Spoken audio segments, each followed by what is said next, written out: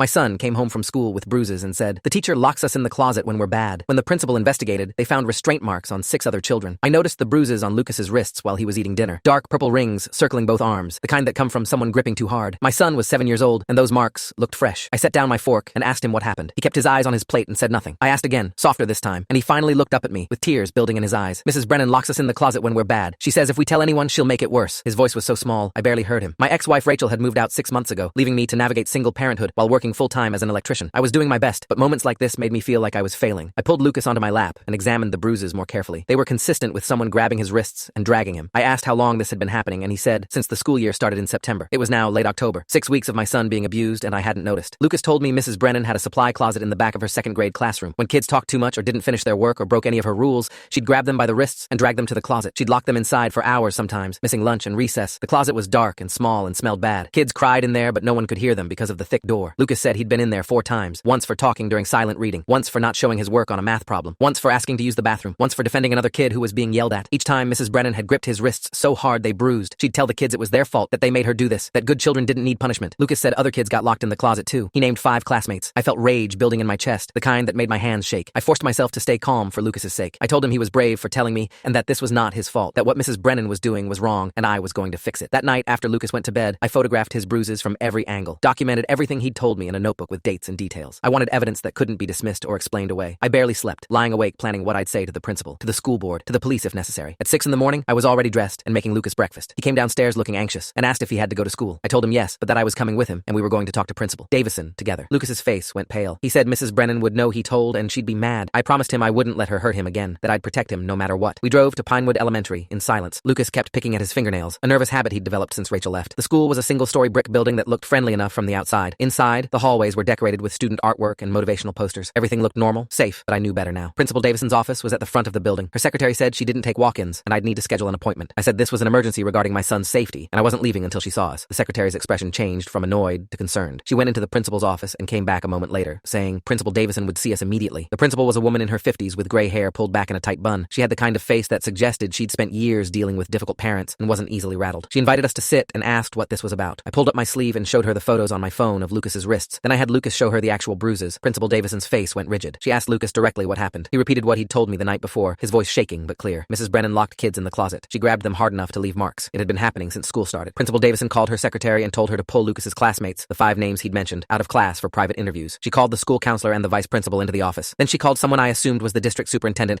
based on how formal her tone became. She explained the situation and said she was initiating an immediate investigation. After she hung up, she looked at me and said, "To see the full story, click the link below or go on my channel."